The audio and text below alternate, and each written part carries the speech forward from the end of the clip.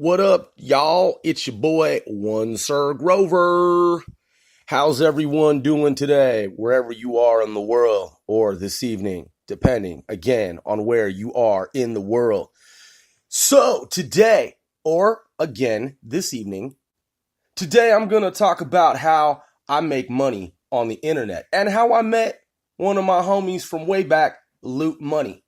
Now, I am a musical rap artist, and on Reverb Nation today, my organization, 495, along with myself, so fellow rappers, and I, yours truly, One Sir Grove, we are at the top of the charts, and we have been for several weeks now. We've been competing, man, with a lot of rappers. And you know what's interesting is we're not even paying for ads on the internet. Like, I haven't paid for advertising on the web, I think, in like a year. We're not selling kilograms of cocaine. We're not selling fucking e-pills. We're not selling any illicit anything. Man, we're not even selling fucking weed, bro. And yo, somehow, mysteriously, I say that facetiously because, you know, it's like mysteriously, dude, like it's a fucking fluke. We've been consistently top ranked on Reverb Nation. Now, this is out of thousands of rappers, mind you. If you think I'm bullshit, please go to reverbnation.com, just, you know, the way it sounds, reverbnation.com, and check out rappers in any major city like Los Angeles, Chicago, and then New York, and tell me how many rappers there are per every state. So, it's not a fluke that we're at the top of the charts. We've just been in the recording industry since we were teenagers. And so we've been in the industry writing rhymes, composing lyrics, going to top recording studios for more than 20 years. We're veterans in this game. We're rap veterans in this game, okay? When I say we're veterans in this game, I mean we have multiple decades of rhyming in this fucking here rap game. So we're not newbies, we're not new jacks, we don't use fucking auto-tune, and we don't sag our pants with the skinny jeans, you know, thing that people are doing nowadays. We don't fucking do that, and we never did.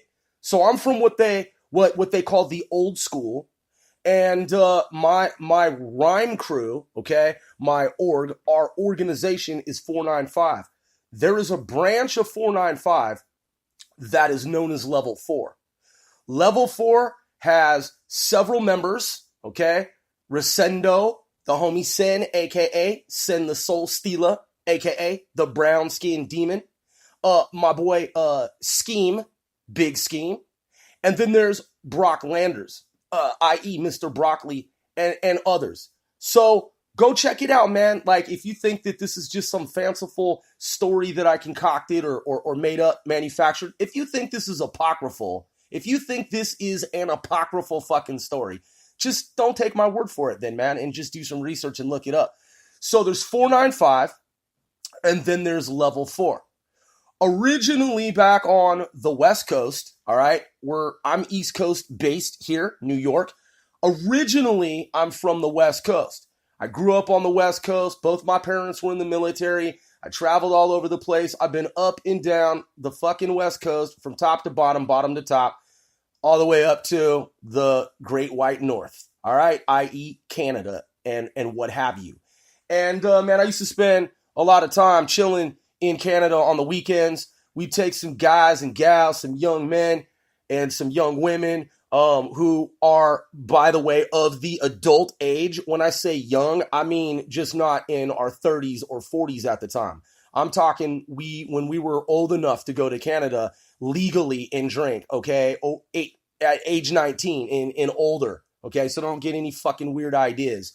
And, yeah, man, so we used to go and rent out a bunch of hotel rooms and, you know, fucking cruise Vancouver, BC, all over Canada, on the western side of the map. And we used to cool out, man. We used to fucking just cool at the fucking spot, man, and chill and hit up clubs and shit when we were 19, 20, 21 and forward. And Canada is rad. It's one of the fucking raddest places on earth. And so, yeah, man. So back in the day, on the West Coast, Yeah, my homeboy, his name is Loot Muney from back then. Loot Muney was a popper locker. So he was breakdancing. And if anyone isn't familiar with that expression, he would pop and lock. Okay? Dance style, like popping and locking and breaking.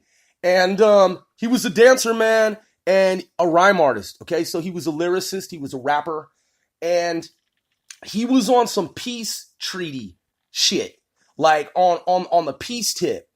And so I would see him on occasion at this location called, we'll just call it downtown area. Downtown area / DTE. That's downtown EVT. And downtown EVT in the downtown area, which was more or less the central part of the city, metropolitan area there, between the north and the south, the east and the west, there was this infamous bus stop.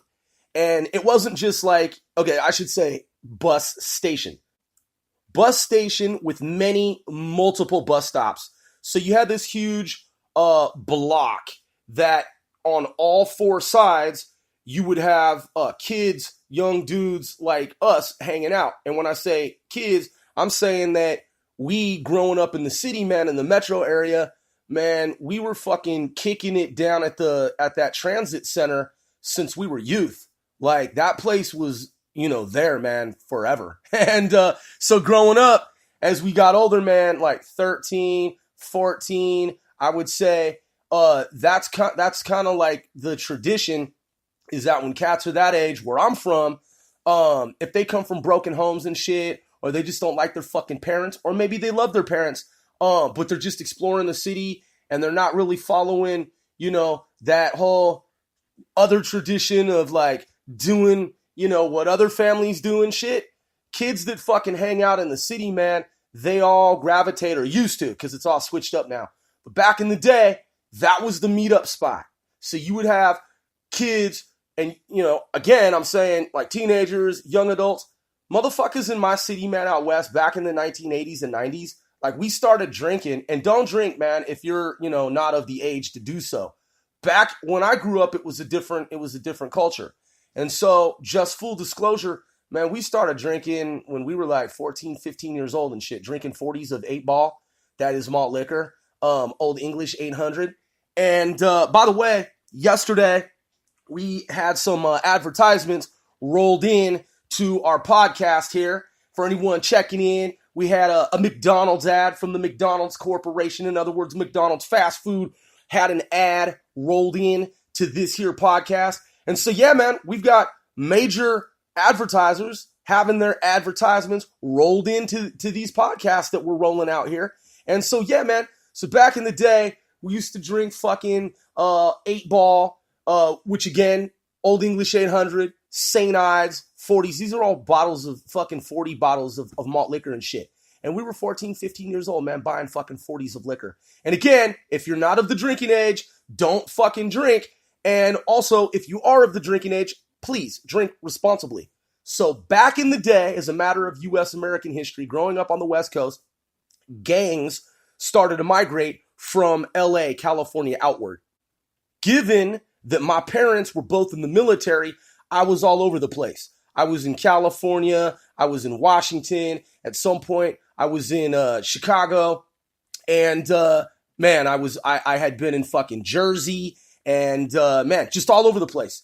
So gangs, again, from California-based gangs started to migrate outward from California into Oregon and Washington State and Idaho and Montana and you name it, man. Fucking pick a state. Gangs from LA migrated to every one of the 50 states. And then to add to that phenomenon in the 1980s and 90s, gangs from other states that were indigenous to those states started to migrate outward to other states.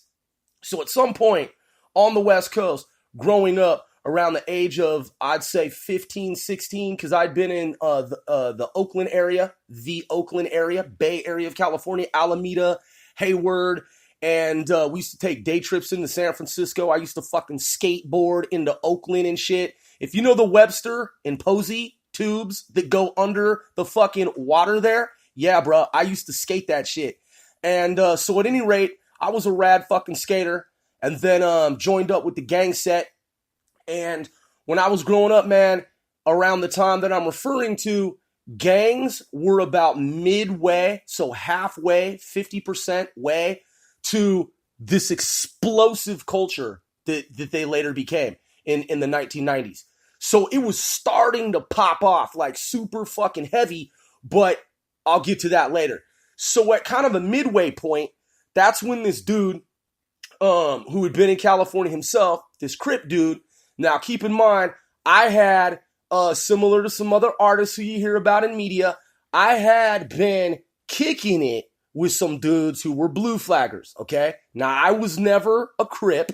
I was never affiliated 100%. I had never gone through the initiation process, whatever that may be. I won't get into that. But, yo, I was never Crip. I was never a Sea-Dog. But I knew some dudes that I used to smoke weed with, and I used to fucking kick it with them dudes and stuff like that. But very shortly, soon thereafter, I was approached by some Samoan dudes that I grew up with in my neighborhood that were on some heavy gang shit and who we had played football with in different sports in the north end of town. I was approached by those dudes, and they were like, "Yo, Grove, we know you've been hanging out with these Crip dudes and stuff, and that's cool, man. Like, we ain't saying nothing, but we want for you to ride with us, and we want for you to be Bloods." And they're like, "Man, we want to bring you in and have you be part of this shit."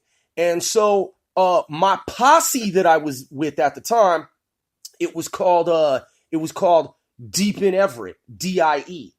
DIE later became part of a larger organization called 495. So they were like, "Yo, DIE is cool with us. Like, we cool with DIE. So y'all, we want for y'all to understand, we accept that and we recognize the posse. We want for y'all to integrate into this here Bloods gang." And then the homie, Little Man, a.k.a. Kevin B. put us on the Pacoima Piru, and R.I.P. man, rest in peace, homie. And so that was the impetus there. And so I was like, all right, man, if we're being acknowledged like that, then let's do it. So that's when it became formal. But so at the time when I was, starting this process of initiating this thing with these dudes, associating with this organization, I was approached by this dude named Loot Muney, and he also went by Christ Devious Creation, and had other obviously monikers and names. That's how we do. And he was like, "Yo, what's up, bro?" And I was like, "Man, what's up with you? I see you rocking the money green." And he's like, yeah, for sure. And he was on a peace tip. Like, "Look, man, I know through some of the different homies around town that y'all got the organization. And so here's the deal. We've been peeping y'all, and we want for y'all's organization to consider becoming part of a larger alliance, joining an alliance, like forging an alliance with us." And we were like, "What?" And he's like, "Yeah, would you consider that? Like, would you entertain that notion?" And I was like, "Okay, keep talking, man. Sounds good." And he's like, "Well, you know the homie such and such, right?" And I was like, "Yeah." And I'm with my dogs, man, my crew at the time. And we knew we had a mutual associate, someone we knew. And he's like, "Well, all right, then let's go." So we smashed over to the spot, and we see some of the other dudes from around town who we knew. And man, it was just festive. We got some 40s and shit, and fucking we just started to get down like that, man. And so Loot started to lay out this vision that he had. He started to speak of this vision that he had about bringing Bloods and Crips and Bloods and different other organizations together, all these different posses around town, to form this rhyme organization, which on the West Coast came to be known as Criminal Alliance. CRIMINALALLIANCE, the Criminal Rebellion of Insane Minds, intellectually neutralizing all law, is the ally legion of lyrically insane assassins known for lyrical exploits. What's your point? Was the old rhyme. But that's how it went down, though, man. And yeah, that's history made. Thanks for checking in, episode 6. It's your boy.